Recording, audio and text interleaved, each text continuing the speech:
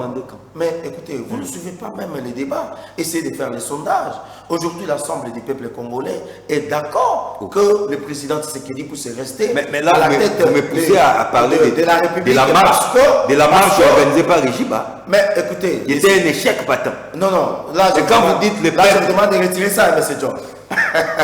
Je vous demande de retirer ça. Parce que, avant de parler de la marche de Juba Mapia, l'archevêque Juba Mapia, que je présente mes salutations et mes révérences avec beaucoup de respect. Vous savez comment on l'a baptisé ces derniers temps? Juba Mpiaka. Non, non. D'être là, c'est bel et bien en jeu et surtout, merci de votre fidélité. La semaine qui s'achève, il y a eu beaucoup d'activités, beaucoup d'événements. D'un côté, il y a eu la journée ville, l'appel à la journée ville morte de l'opposition sous l'appel de C4. Et 2 jours après, il y a eu aussi cette marche organisée par l'archevêque, les représentants légaux de l'église des réveils au Congo. J'ai parlé de l'archevêque Ejibaya Mapia, mais il se raconte beaucoup de choses. Nous allons décrypter cette semaine. Qu'est-ce qui s'est passé? Y a-t-il un échec? Y a-t-il une réussite? Élément de réponse, bien sûr, dans cette nouvelle édition de votre magazine En Jeu, et très heureux de recevoir quelqu'un qui n'est plus vraiment à présenter. Il s'appelle Mara Bobola, l'homme de Retirsa, cadre du parti présidentiel. J'ai cité l'UDPS. Bienvenue. Merci M. John, merci pour l'invitation. Laissez-moi présenter mes joyeux anniversaires à un ami qui va célébrer aujourd'hui. D'ailleurs, il est en pleine célébration de son anniversaire. Aujourd'hui, 7 juin. Ah oui. En tout cas, il s'appelle Charlie Sengi. En tout cas, c'est un ami. Charlie Santé. Ah oui, Charlie Sengi. Il joue à cet instrument? Non, non, Charlie Sengi. C'est comme ça son nom. Ah ok. Alors, aujourd'hui, c'est un camarade du parti à qui nous sommes avec lui dans ce combat au niveau de notre parti politique IDPS. Je lui présente un très bon anniversaire et qui célèbre ça bien et que le Seigneur puisse lui accorder toutes ses faveurs. Marabobo, la semaine qui s'achève aura été la semaine de tous les enjeux. Il y a eu aussi beaucoup d'émotions, beaucoup de passions, beaucoup de sorties médiatiques par-ci par-là. La première sortie événementielle, c'est celle de C4 qui avait lancé un appel à l'observation d'une journée ville morte. C64. C64. Voilà. Ville morte, non seulement à Kinshasa d'après eux, mais sur l'ensemble du territoire national. Nous vivons avec vous à Kinshasa. Pensez-vous que c'était un flop, une réussite, un échec, un verre à moitié plein ou un verre à moitié rempli? Bon, je crois que tout le peuple congolais doit savoir que sous Félix Tshisekedi, la République démocratique du Congo, M. John, elle est précise. C'est ce que les gens doivent savoir. Nous sommes pris à l'époque où on avait une période où on avait une monarchie, on avait une oligarchie, c'est-à-dire le pouvoir était dirigé par un groupe des élites, des intellectuels, au détriment de notre peuple. Aujourd'hui, la République démocratique du Congo, sous Félix Tshisekedi, la démocratie est en train notamment de se matérialiser. C'est ce qui a fait que les C64, une coalition qui malheureusement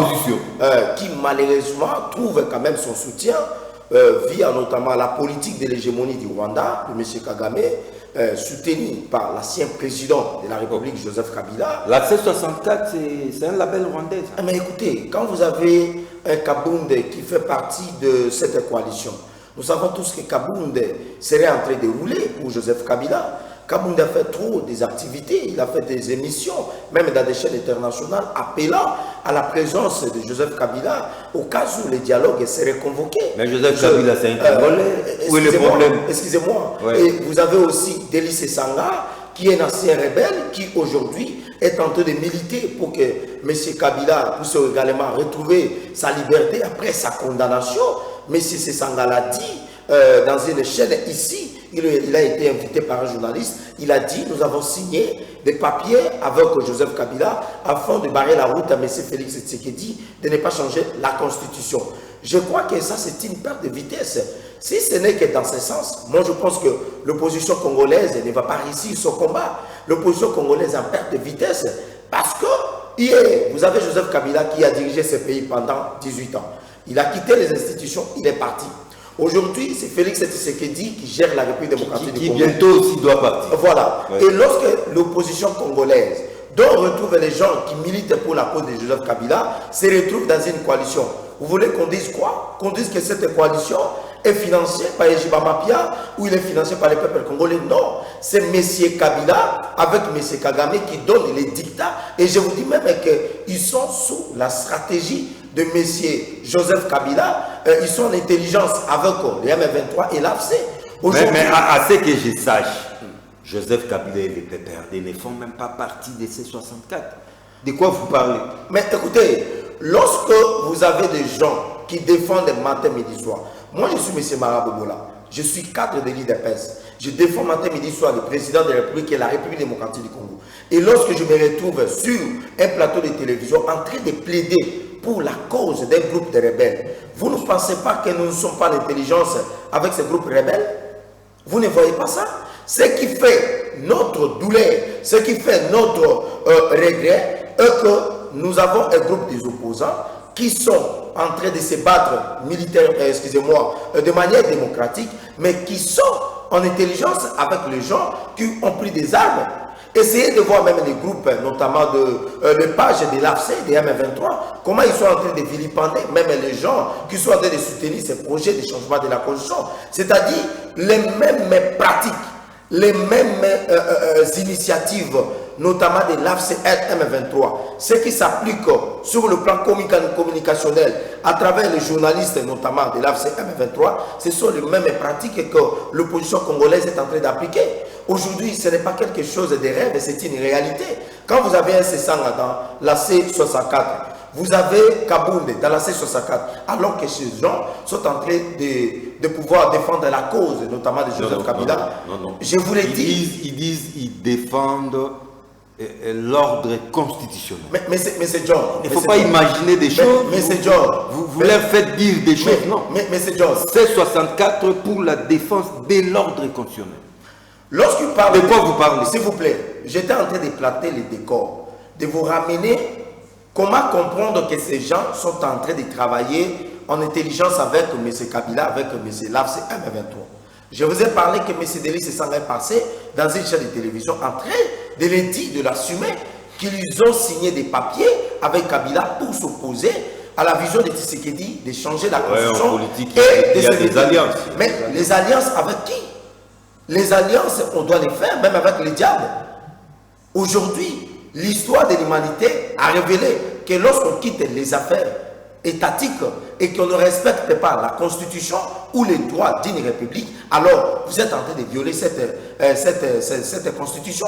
C'est ce qui fait que la C64 aujourd'hui, parlons-en, ils ont créé cette coalition, mais moi je pense qu'ils sont en train de violer cette constitution. Comment aussi. Comment ça? La C64 est créée afin de pouvoir barrer la route à un groupe d'individus ou un individu qui veulent prendre le pouvoir par la force. Je veux pas... Ou renverser l'ordre constitutionnel. Voilà, bien évidemment. L'alinéa 2. Mais ça, c'est l'alinéa 2. Ouais. Et ici, je fais appel notamment au peuple congolais d'être vigilant. Même l'alinéa 2 est violé par cette coalition. Même l'alinéa 1er, peut-être qu'ils ne comprennent pas. On a toujours dit que M. Delis c'est un avocat, je ne sais pas moi, au barreau des jardins d'Éden. C'est ça, moi je me pose la question. Est-ce qu'ils ont quand même eu le temps de bien interpréter cet article? L'alinéa 1er condamne la prise de pouvoir par la voie des armes. Mais nous avons dans notre pays un ancien président de la République qui soutient un individu qui a pris 2 provinces de notre pays, qui l'exerce par la force. Ça n'a jamais été prouvé. Hein. Mais s'il vous plaît. L'appartenance de Joseph Kabila au M23. Mais lorsque Joseph Kabila... L'homme lui-même les nie jusqu'au jour. Mais c'est John, vous êtes un grand journaliste. Il ne faut pas suivre l'hippopotame au niveau de sa quille. Il faut voir même ses mouvements. Lorsque Joseph Kabila vous dit, les aspirations du M23 étaient les aspirations du peuple. Et les revendications étaient nobles. Vous voulez qu'on vous montre quelle preuve? Lorsque Joseph Kabila s'affiche aux côtés de Nanga, au niveau notamment de la ville de Goma, nous savons tous que la ville de Goma est occupée par les rebelles du M23, soutenus par l'armée rwandaise.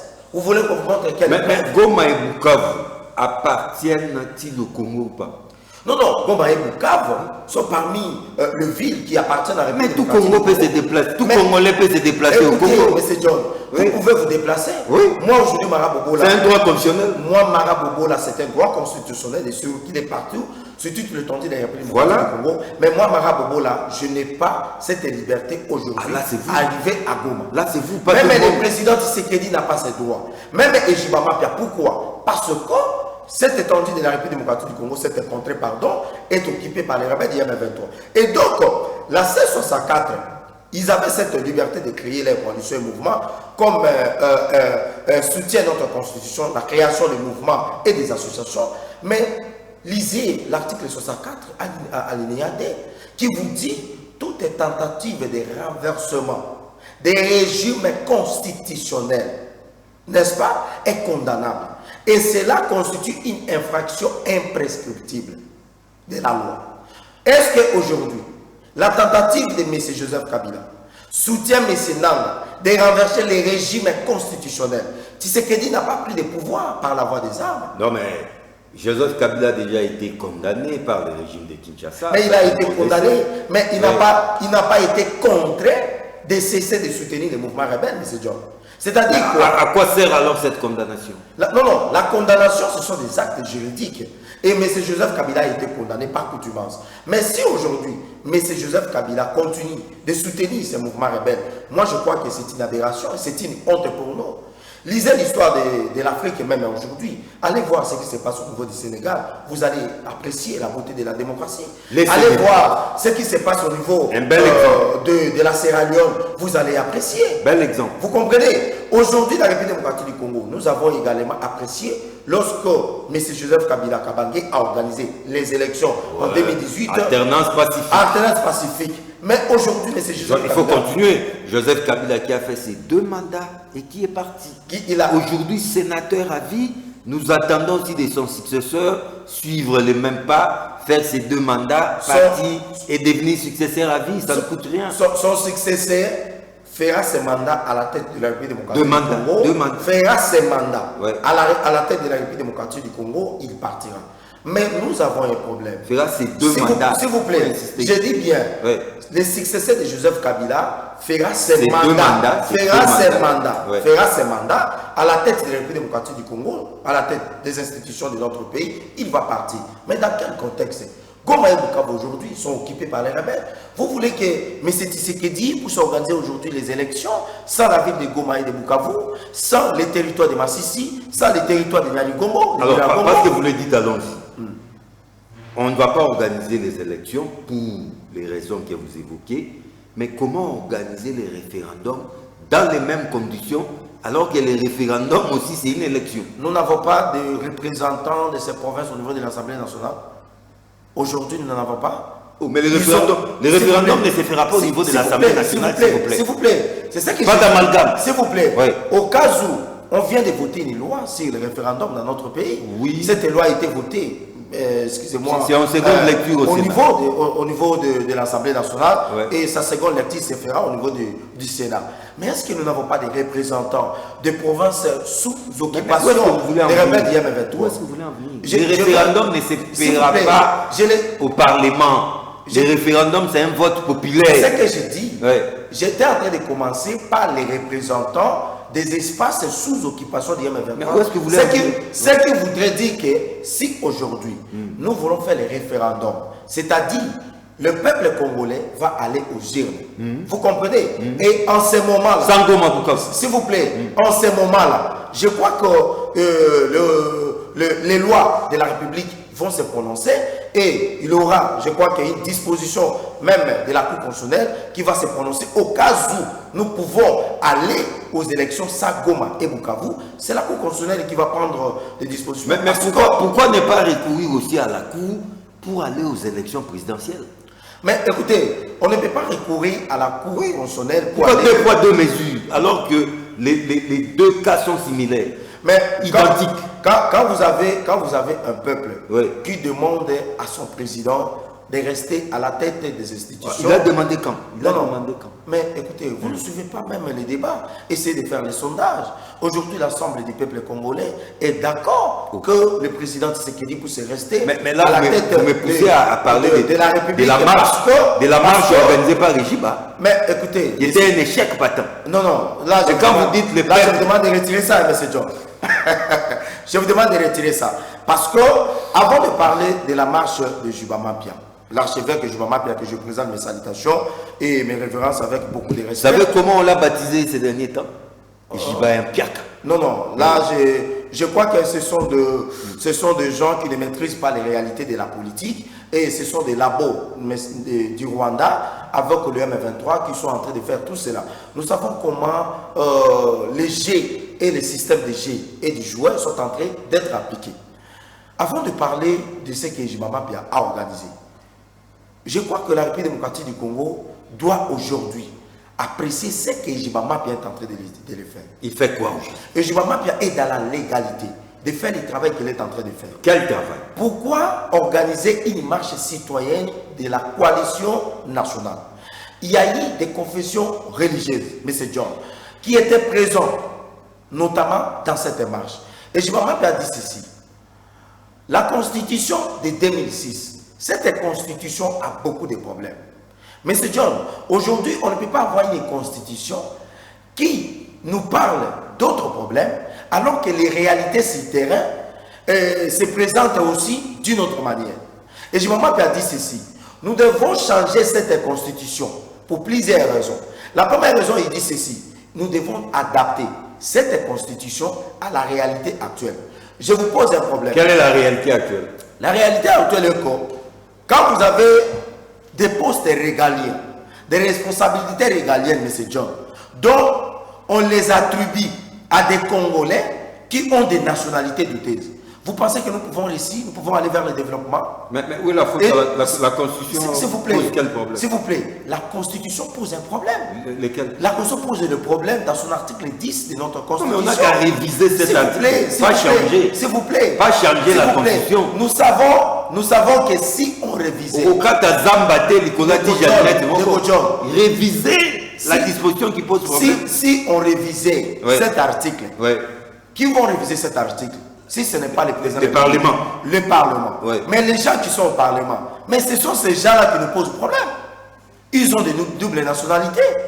Alors que la constitution de notre pays... Mais ce sont ces mêmes gens dont vous vantez qu'ils ont voté les référendums. Hein. Laissez-moi. C'est les mêmes gens. Laissez-moi. Vous applaudissez, ils ont voté les référendums. La loi c'est les référendums. C'est-à-dire quoi? Lorsque Juba Mapia décrit que cette constitution n'est pas adaptée aux réalités de notre pays, voilà la première raison.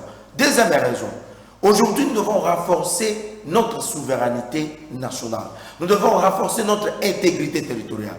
Regardez comment l'armée rwandaise a pris la ville de Goma et de Bukavu. Aujourd'hui, il y a certains généraux qui sont en train d'être jugés. C'est pour la haute trahison.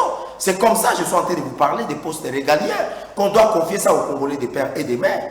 Aujourd'hui, Juba Mapia dit il faudrait même la question de l'éducation, voire même de la santé, doit être révisée. Pourquoi? Parce qu'aujourd'hui, ce sont des choses qui posent problème. Et Juba Mapia a organisé cette activité. Dans la santé aussi, c'est la Constitution qui bloque. Non, j'étais en train de parler par rapport au renforcement de notre système sanitaire. Ça aussi, c'est la Constitution. Je crois que cette Constitution a dit qu'il faudrait donner la gratuité de l'enseignement de base à nos enfants qui sont au niveau de l'école primaire. Mais lorsque cette gratuité n'est pas renforcée par une capacité éducative, ça pose un problème. Ça, c'est la Constitution. Ça, c'est la Constitution. Et de deux, je viens encore. Et Juba Mapia nous organise une activité. J'entends les gens parler, non, et Juba Mapia a fait un piaka. Juba Mapia a fait un fiasco. Mais écoutez, mais ce sont des pages du Rwanda. Ce sont des pages, ce sont des informations notamment concis et mises à l'exécution par les laboratoires ou les labos, notamment de l'AFCM 23. Vous ne vivez pas à Kinshasa. Écoutez. Les vendredis, vous étiez la marche a commencé où? La marche a commencé au niveau des 7e RI. C'était ça le point de départ. La marche devait commencer là-bas, et c'est ce qui a eu lieu. la marche devait avoir un point de chute vers le palais du peuple. Palais du peuple. Et Jibama Pia commence la marche avec les Pévalanga, avec les gens de l'église des Réveils du Congo. Avec, non, mais on n'a pas vu ces pères de l'église des Réveils. Non, ces gens les Mukuna, ils étaient représentés. Ah, ils n'ont pas voulu venir eux-mêmes. Ils étaient représentés, peut-être pas d'autres occupations. C'était pas important qu'ils soient là. Non, c'était important. Si ce n'était pas important, ils ne seraient pas représentés. Ils étaient représentés. Mais leur présence physique était vivement souhaitée. Ah bon, je crois que dans les prochaines organisations, ils seront présents. Pourquoi? La marche a commencé au niveau de 7e mairie. Vous savez, quand je suis en train de voir tout ce qui se passe sur les réseaux sociaux, mais moi je souris, j'ai ri. Pourquoi? Parce que cette activité a enregistré une réussite totale, M. John. Démontrez-le.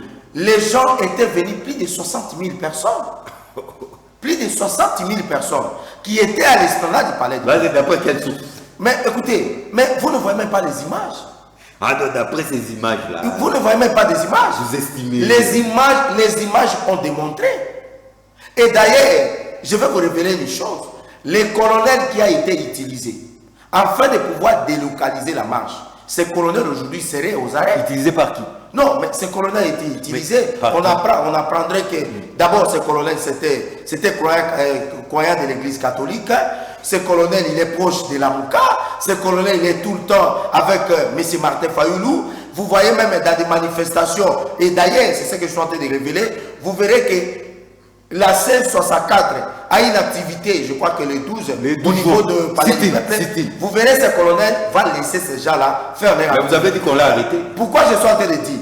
Ce colonel a demandé à Jibama Pia de prendre ces gens, les religieux, avec plus de 60 000 personnes, aller organiser l'activité au niveau du terrain de l'annexe, au niveau du stade de Martyrs.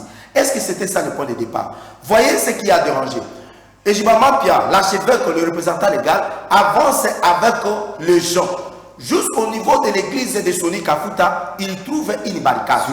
Il trouve une barricade, il trouve une barrière de la police, disons, l'espace qui a été réservé au niveau du palais du peuple n'est plus disponible, qu'il puisse aller au niveau du terrain de l'annexe au niveau du stade Martyrs, parce que cet espace n'est plus disponible. Et je m'appelle cet homme, il s'est dit, mais comment on va se déplacer? Parce que pour avoir organisé une activité au niveau de l'esplanade du palais du peuple, il faut avoir l'autorisation de l'Assemblée nationale ou du Parlement. C'est ça le principe. Et Jibama avait demandé, il a introduit les demandes, il a été autorisé. Mais vous savez pourquoi on a des occasions de réunir? Pourquoi? Vous ne savez pas? Non, dites-moi, parce que moi je sais, laissez-moi. Non, c'est parce que il n'y avait pas d'engouement. Le peuple n'a pas répondu à cet appel. Mais alors, pour éviter Pierre Kawana, Yango Babino, qu'on délocalise. Non. C'est ça la vraie raison. Non, cette raison elle est fallacieuse. Cette raison elle est même montée. Elle est montée de toutes pièces, mais ça ne tient pas debout. Parce que Dieu, il est Dieu de la justice. Pourquoi je le dis? Mais comment nous aurons la réussite à 100% d'une activité dont déjà la délocalisation des points de chute a été déjà effectuée par un colonel? Non, mais ça ne sera pas une réussite. Il n'y a qu'à délocaliser cette foule-là. La distance n'est pas si grande. Non. C'est pas comme si on vous demandait d'aller à Massina. Non, Mr. John. C'est dans les encablures. Mr. John, quand vous avez une activité qui commence, le point de départ, c'est dans les encablures. S'il vous plaît. Oui. Et qu'on vous dit déjà, avant d'arriver à quelques mètres. Mais vous orientez la main. S'il vous plaît. Vous orientez la main. Mais ça dérange. Ce ne sont pas des jeunes gens. Ce sont nos mamans. Ah, il y avait des mamans. Mais oui, ce sont des mamans.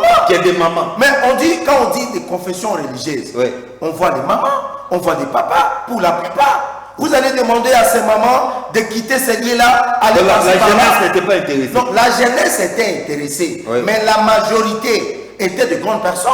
Parce que ces grandes personnes étaient des gens de responsables qui comprenaient la nécessité d'une telle activité. Mais j'ai compris une chose. La réussite de cette activité a dominé même la mobilisation, notamment de la C64.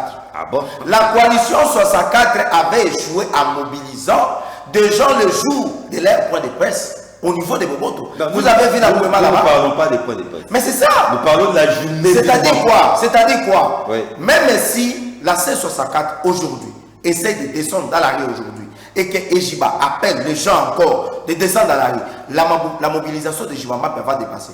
Mais je voulais parler de quelque chose. Je vis la page de l'AFC M23 en train de se moquer de Ejiba Mapia. C'est quelqu'un de cupidité, c'est quelqu'un de duplicité, c'est quelqu'un... Il a été au RCD, hein? Ejiba Mapia. Non, non, Ejiba Mapia, l'adhésion de Ejiba Mapia au RCD n'est pas égale à l'adhésion de Sesanga lorsqu'il a adhéré au RCD. Sesanga a adhéré... Sesanga n'a jamais été au RCD. Il a été où? MNC. Oh, et Sesanga a été au RCD. MNC de Jean-Pierre Bemba qui est... Il a été aussi au RCD. En tout cas, c'est à vérifier. C'est à vérifier. Mais moi, je sais que Sesanga, c'est le MNC de Jean-Pierre Bemba qui est avec vous. Bon, RCD, MLC, à l'époque, ils étaient dans la rébellion. Vous comprenez? C'est ça a adhéré dans cette histoire pendant que le mouvement était encore dans la rébellion. Mais aujourd'hui, Ejiba Mapia adhère en 2006 au RCD, notamment comme personnalité politique. Pourquoi il a été adhéré là-bas? C'est parce que le secrétaire général de ces partis politiques à l'époque, après que nous sortions notamment de 1+4, avant les élections de 2006, c'est comme ça qu'ils vont aller chercher Ejiba Mapia, qui avait beaucoup de membres dans ces églises ici à Kinshasa, comme au niveau des Mwamba, afin qu'ils puissent prendre part. C'est comme ça que Ejiba Mapia a adhéré. Mais que les gens cessent de comparer. Mais il a adhéré volontairement. Non, non, il n'avait pas adhéré volontairement. On n'avait pas contraint à adhérer. Non, non, la contrainte ici, ce n'était pas une contrainte, c'était plutôt une demande. La demande était faite par le secrétaire général. Une demande et non une obligation. Je vais vous révéler une chose. Vous pouvez comparer aujourd'hui l'adhésion, notamment des gens qui adhèrent à l'AFC M23 sous la rébellion, sous l'agression, avec les gens des MLC qui ont adhéré en 2010, ce n'est pas la même chose. Les gens qui ont adhéré au MLC en 2010, on sous-entend déjà que les partis politiques n'est plus dans le mouvement de rébellion. Le parti est sorti et devenu un parti politique et qui fait ses activités démocratiquement. Aujourd'hui, Ejiba Mapia a démontré à la face du monde qu'il n'est plus dans la cupidité, qu'il n'est pas un cupide, comme les gens le disent. Mais quand les gens parlent de la cupidité, M. John, les gens ne connaissent pas Ejiba Mapia. Retirez ça, M. John. Ejiba Mapia a des écoles. Ejiba Mapia a des cliniques. Ejiba Mapia a des fermes. C'est un homme d'affaires. Ejiba Mapia n'est pas un homme d'affaires. Ejiba Mapia, c'est quelqu'un qui a gagné sa vie il y a longtemps. Je vais vous révéler quelque chose. Savez-vous, en 1995, Ejiba Mapia, avec ses églises, la communauté de secouristes, la communauté secouriste, quelque chose comme ça, il a reçu $900 000 en 1900, venant de ses partenaires de la Grande-Bretagne, de la France et des États-Unis dans ces églises, afin de pouvoir contribuer à la formation des églises ici à Kinshasa. Pensez-vous qu'en 1985, où était Joseph Kabila? Où était Corneille Nangaa? Est-ce qu'ils avaient même 50 000, 100 000 $ dans leur compte? Tous ces gens-là, mais à l'époque, Ejiba Mapia touchait déjà cet argent. Vous comprenez? Même dans les déjeuners que le président américain font toujours chaque année ou aux États-Unis, Ejiba Mapia a participé dans cette activité à plus de 4 fois. Il a participé même à l'époque de Jean Chirac. Vous pensez qu'un pauvre, un qui peut aller participer dans de telles activités? C'est-à-dire quoi? Ces gens cherchent à attacher l'image de Ejiba Mapia, que c'est quelqu'un qui cherche l'argent, Azoluka Mbongo et consort. Et Ejiba Mapia a eu Mbongo avant qu'on même la politique. Le vieux est devenu coopérant. Non, non. Le vieux est en train de travailler aujourd'hui aux côtés du président de la République, aux côtés des institutions de la République, afin de redonner les pouvoirs du peuple et de les transmettre auprès des institutions. Voilà tout ce que le combat que Ejiba Mapia est en train de mener. Vous voyez, quand on parle de la cupidité, mais pas la rapide cupidité. Kabila a eu l'exhibition qui a son baranda en 1999. À l'époque, Monsieur Laurent Désiré Kabila, président de la République, n'a pas eu. Mais à l'époque, Ejiba Mapia a été dans les États-Unis. Et à l'époque, Ejiba Mapia a eu un financement. À l'époque, Ejiba Mapia a installé l'église dans le Congo. C'est-à-dire que ces gens-là ont compris les rôles que Ejiba Mapia est en train de jouer. Mais je vais ici demander au service de renseignement, M. John, que dans les groupes et les forums du PPRD et de AFC, on ne jure que c'est la mort de Ejiba Mapia. Comment ça? qui cherche sa mort. Les images sont là. Non, mais... Les images sont là. Mais Ejiba ne fait peur à personne. Non. Il n'arrive même pas à mobiliser qui aura peur de lui. Mais c'est John. Quand vous avez dans un groupe de PPRD, on prend la photo de l'archevêque, on met une croix dessus et on écrit RIP. Et les gens le disent qu'attend nos collaborateurs pour éliminer physiquement ces gens. Je vous envoie les discussions. Ça, il faut prendre ça au sérieux. La constitution congolaise dit même que la vie d'une personne est sacrée. Et cette constitution exige le respect de la vie d'une personne. On ne peut pas exiger la mort d'une personne. Même Kabila qui est en train de soutenir l'AFC aujourd'hui, qui a demandé la mort de Kabila, qui a demandé qu'on exécute physiquement Joseph Kabila, on respecte sa vie. C'est de cette manière qu'on doit aussi respecter la vie de Ejiba Mapia. Vous comprenez? Et ça, il ne faut pas prendre ça à la légère. C'est comme ça. L'archevêque a désormais peur de sa vie. Mais il fait peur. Lui-même a peur de sa vie ou comment? Mais écoutez, la vie d'une personne... Il se sent en insécurité. Mais quand Jésus-Christ, avant de donner sa vie, Jésus-Christ a pleuré. Il a demandé à son père, c'est parce qu'il avait le corps humain. C'est parce qu'il avait le corps aussi des êtres humains. Et lorsque Ejiba Mapia aujourd'hui, et qu'on exige son élimination physique, ça pose un problème. Et nous pensons que ça ne passera pas. Et ça, ils ont dépassé des limites. Et c'est comme ça que je suis en train de demander aux services de sécurité et de renseignement de faire leur travail. C'est-à-dire quoi? Ils ont compris que le rôle que Ejiba Mapia est en train de jouer, c'est un rôle important, c'est un rôle prépondérant. Mais j'ai vu un journaliste qui est tout le temps avec l'AFCM 23 écrit non, écoutez, Ejiba Mapia n'a pas réussi à adhérer la population dans son initiative, ce qui fait qu'il aura un handicap. C'était un flop. Un flop. Écoutez, Ejiba Mapia a réussi à drainer des foules sur le palais du peuple. Ejiba Mapia a réussi à mobiliser les gens. Quand je vous parle que Nitete c'est colonel, Ejiba Mapia allait dépasser plus de 70 000 personnes au niveau de l'esplanade du palais du peuple. Mais ce colonel, il a fait. Donc vous voulez dire que c'est le colonel qui a gâché la fête? Mais écoutez, quand on vous dit, monsieur John, vous organisez une fête avec votre femme, fête de mariage, vous prenez une salle de fête.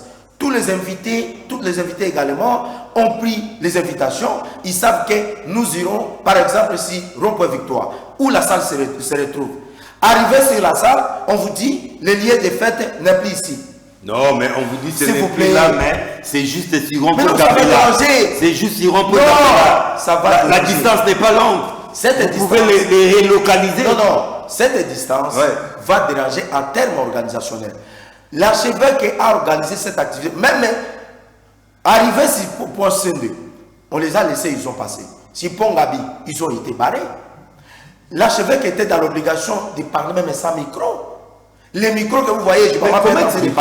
S'il vous plaît. L'archevêque qui a organisé une activité pour soutenir les chefs de l'État soit en difficulté pareille. Est-ce que ça ne vous intrigue pas? Non. Ça devait être un tapis rouge pour lui. Mais curieusement, il y a eu des embûches. Qu'est-ce qui s'est passé? Lorsqu'on va vous dire que si la présidence, qui est le cabinet du président de la République, avait pris des dispositions pour empêcher à la police de ne pas faire ce qu'ils ont fait contre Ejiba Mapia, ce serait toujours vous, les journalistes, qui allez scanner. Mais comment ce colonel ose prendre une telle décision? Laissez-moi. Oui. Vous auriez dit que, voilà, le président s'y mixe dans les affaires même de la sécurité. Ici, nous sommes dans un principe de séparation des pouvoirs. L'archevêque Ejiba Mapia était contraint de quitter ses lieux. Pourquoi? Parce qu'il a trouvé que les lieux qui étaient prévus pour organiser cette activité n'étaient plus un lieu dont la police, dont le colonel qui avait la responsabilité de la sécurité de l'esplanade du palais du peuple ne voulait pas que l'archevêque puisse organiser l'activité. Mais ils ont déplacé même les podiums. Ils ont déplacé même la sonorisation. C'est-à-dire que l'ensemble même de la logistique n'était plus ensemble avec... Donc ça vous a déstabilisé. C'est-à-dire cette histoire a déstabilisé l'organisation de cette activité et c'est ce qui a contribué... C'est ce qui explique l'échec. Non, cela n'explique pas... Là, vous voulez justifier l'échec. Non, cela n'explique pas l'échec. Cela explique la réduction de la réussite de cette activité à, je peux dire, à 30%. Ah, donc ça n'a pas réussi à 100%. C'est-à-dire, l'activité de Ejiba Mapia a réussi à 70-75%. Et ni tété ce colonel, comme je suis en train de le dire, cette activité serait une réussite totale. Mais malheureusement, ce colonel a joué un mauvais jeu, mais l'activité a eu lieu. Le prophète a passé le message. Ce qui est important, c'était que le message puisse se passer. Je vis les chefs coutumiers qui étaient présents. Je vis plusieurs confessions religieuses qui étaient présentes. Mais pas les têtes couronnées de l'RC, on ne les a pas vues. Mais je vous dis, les Mutombo. Je vous dis, ils étaient représentés. Quand vous avez un représentant de Mukuna, vous avez un représentant de Mutombo, vous avez un représentant de Godepoy. Donc ils n'ont envoyé des représentants. C'est-à-dire ils étaient présents. Et d'ailleurs, ce n'était pas une activité seulement de confession religieuse. C'était une activité de la société civile dans son ensemble. C'est-à-dire que vous avez également... Mais là, l'échec est encore patent. S'il faut associer la société civile avec le nombre qu'on a vu là. Non, mais quand vous parlez que l'échec... La mobilisation laisse à désirer. Non, l'échec n'était pas battant. Je vis d'ailleurs même mon grand frère que je présente, mes salutations, Christopher Ngoï, qui était présent avec sa société civile, avec également ses alliés. Ils ont également contribué à la réussite de cette activité. Mais ici, vous nous parlez que cette activité n'avait pas réussi. Non, l'activité avait bel et bien réussi. Et d'ailleurs, nous comptons d'ailleurs projeter, nous comptons demander à l'évêque, à l'archevêque de projeter encore une autre marche. Cette fois-là, celle-ci n'a pas réussi. Non, celle-ci a réussi. Mais on ne peut pas laisser jusqu'à ce que la voix et de la demande de message de l'archevêque puisse être entendue auprès des représentants du peuple qui puissent faire leur travail. Oui, mais parce que vous comptez réorganiser une autre marche, savez-vous aussi que la C64, déjà c'est mardi, compte aller déposer une plainte contre Félix Tshisekedi au niveau de la Cour constitutionnelle, et le vendredi prochain compte organiser un sit-in au niveau du Palais du Peuple. Est-ce que vous le savez?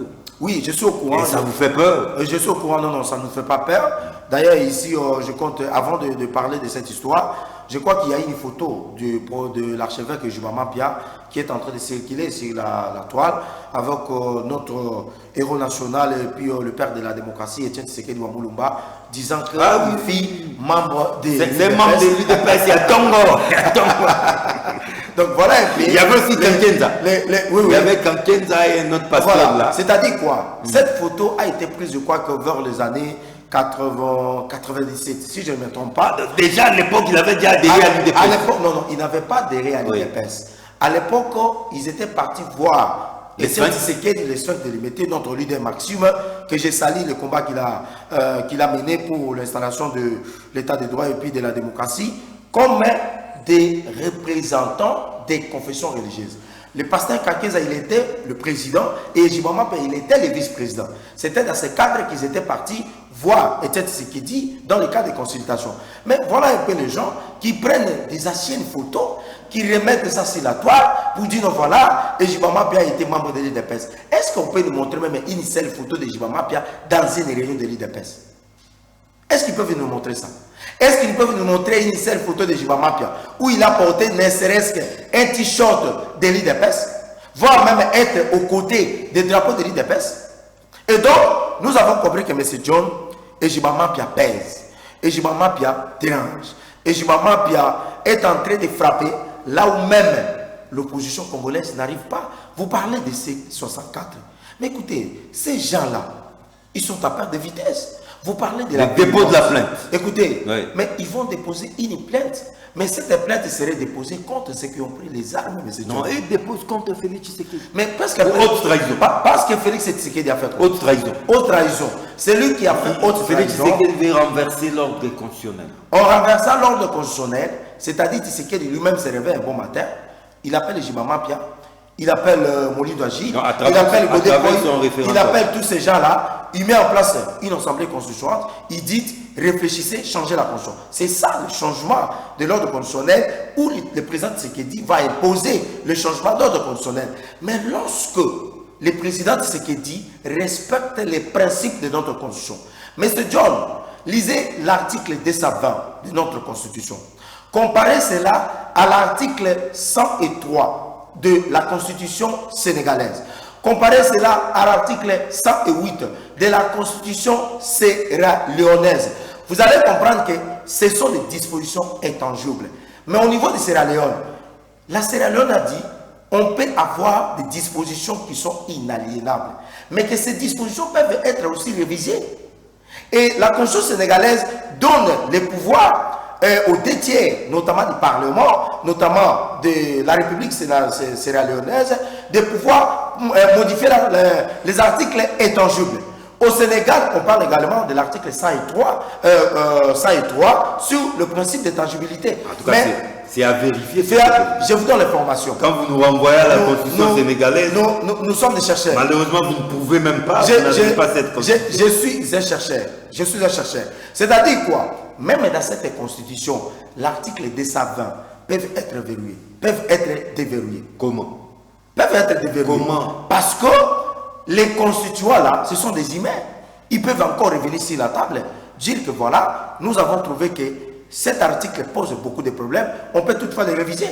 Lorsque la C64 demande de porter plainte contre le président Tshisekedi pour la haute trahison, mais moi je crois qu'ils sont en perte de vitesse.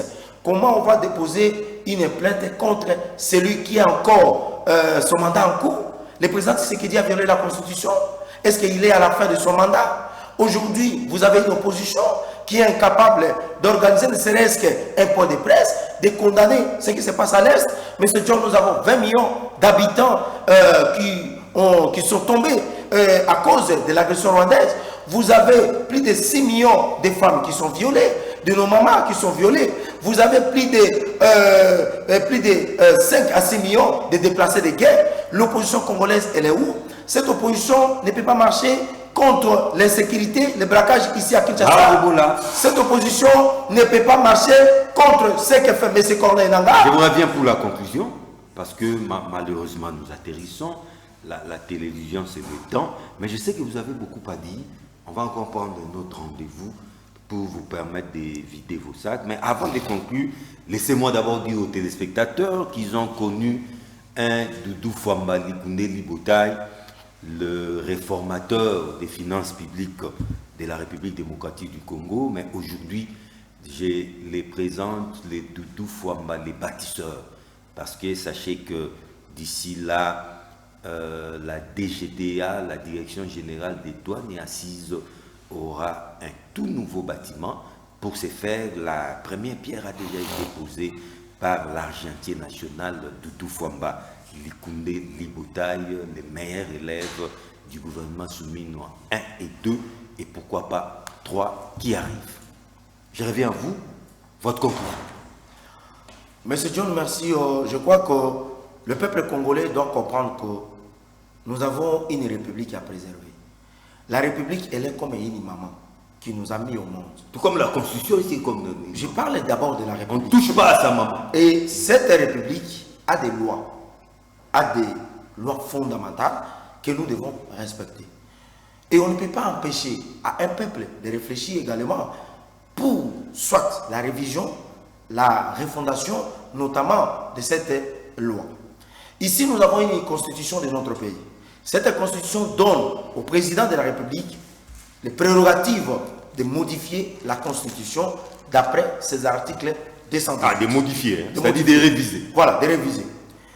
Si c'est pour le changement de notre constitution, je pense que l'article 5... Qui n'est pas prévu. S'il vous plaît, je pense que l'article 5 va se prononcer pour déverrouiller l'article qui est notamment l'article 220 de notre constitution. Nous avons une république qui est précieuse sous Félix Tshisekedi et que nous devons toutefois la préserver contre toute forme, notamment d'agression extérieure. L'intégrité territoriale de notre pays aujourd'hui, elle est violée par, voire même sa souveraineté. Aujourd'hui, voire même la loi souveraine, suprême, qui appartient à une nation, qui est violée aujourd'hui par les agresseurs de notre pays.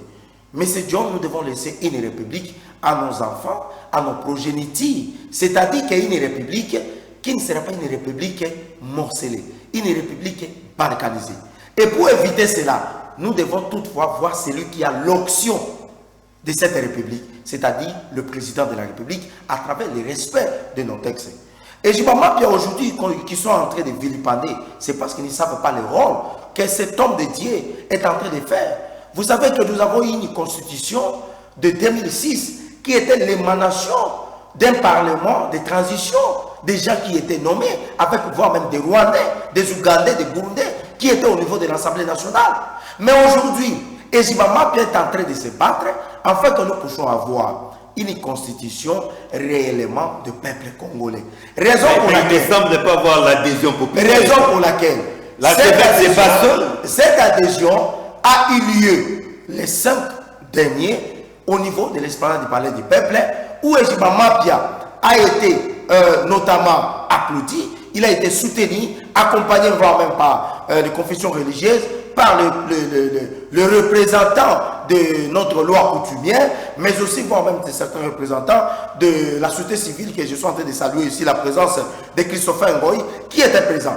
Et donc ici, nous appelons au peuple congolais de soutenir cet homme de Dieu, parce que même dans la Bible, il y a eu des hommes de Dieu qui avaient participé notamment à la construction de leur pays. Notamment, vous avez Daniel dans la Bible, vous avez Joseph qui était le premier ministre en Égypte, vous avez Moïse qui était dans la cour du roi au niveau de M. Pharaon, mais qui a décidé de faire sortir le peuple. C'est-à-dire que nous appelons ici le peuple congolais à comprendre cela, parce que la Bible a été même touchée. Les catholiques ont touché la Bible. Ils ont ajouté ce qu'on appelle les livres d'hétéro-canoniques. Ça existe dans la Bible. Et si la Bible a été touchée par les catholiques, que certaines confessions religieuses aujourd'hui, voire même dans le monde, n'ont pas accepté cela. Mais c'est la Bible qui est en train d'être utilisée. C'est-à-dire quoi, M. John? Nous pensons que cette constitution, nous devons soit la revoir, soit la changer carrément, afin de donner une constitution des démocrates. Savez-vous que ce sont des gros risques que vous prenez, hein? Parce que ça passe ou ça casse, hein? Est-ce que ça, vous les mesurez d'abord? Non, il n'y a pas... Ça peut emporter le régime. S'il vous plaît, il n'y a pas de... Ça passe ou ça casse? Monsieur John, ouais. Il n'y a pas de gros risques que nous sommes en train de prendre. Pourquoi? Parce que d'abord, quand vous voyez le président de la République, le président est tellement soutenu par son peuple. Les institutions sont tellement soutenues par leur peuple. Où est-ce que vous avez vu cette adhésion? Non, mais écoutez, l'adhésion, c'est lorsque l'opposition appelle à des activités. Est-ce que vous voyez l'engouement? L'adhésion populaire que Ejiba. Non, l'adhésion que Ejiba Mapia a organisée. Ejiba a réussi à adhérer le peuple, contrairement à l'opposition. L'opposition a appelé à une ville morte. Vous avez vu, les gens étaient en train de sortir. Les gens sont sortis. Les gens ont vaqué librement à leurs activités. Vous avez travaillé ce jour-là? Moi, ce jour-là, j'étais au niveau du palais du peuple. J'ai fait les gymnastiques. Quand je finis, je suis allé interroger mes étudiants à l'université. Et je les ai interrogés. Nous sommes rentrés calmement. C'est-à-dire quoi? C'est-à-dire que cette opposition, que le peuple congolais ne donne pas leur soutien à cette opposition. C'est une émanation de la stratégie du Rwanda, de M. Kagame, de M. Kabila, de M. Corneille Nangaa. Aujourd'hui, le peuple congolais doit soutenir les démarches menées par l'archevêque Ejiba Mapia, mais aussi du président Tshisekedi, afin que nous puissions aller. Mais je vais aussi citer, en saluant quand même un homme de Dieu, qui est mon pasteur, le révérend Barout Carlos, qui est de Barout Tabernacle, que je suis en train de le présenter également. On ne l'a pas vu non plus, hein, ces jours-là. Ah bon, je ne sais pas pourquoi. Je ne sais pas pourquoi, il n'était pas venu. Il y a eu beaucoup d'absents. Je ne suis pas ici pour parler de son absence à cette activité, mais je pense que c'est quand même quelqu'un qui suit aussi des activités politiques, oui. Et il va pouvoir peut-être se prononcer parce que dans son église, il représente également une force de pouvoir donner aussi quand même ses points de vue par rapport à ces points de changement ou la révision de la Constitution. Et je demandais à l'archevêque Ejiba Mapia de ne pas céder toutes les menaces de mort. Personne ne vous touchera.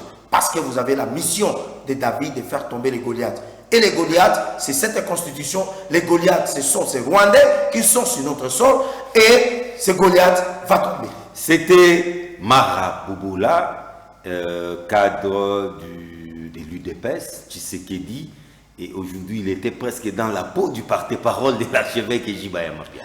Non, je n'étais pas dans la peau du porte-parole. Oui. Parce que Ejiba Mapia a une organisation. Ah oui. Merci à vous. Merci. Je crois qu'on reviendra avec vous. Hein. Les rendez-vous est encore pris. Invitez-moi. Parce que vous avez beaucoup à dire. Merci beaucoup. Les rendez-vous est pris. Merci. Merci surtout à vous et à très vite pour une nouvelle édition des Enjeux avec les mêmes et réels plaisirs. Au revoir.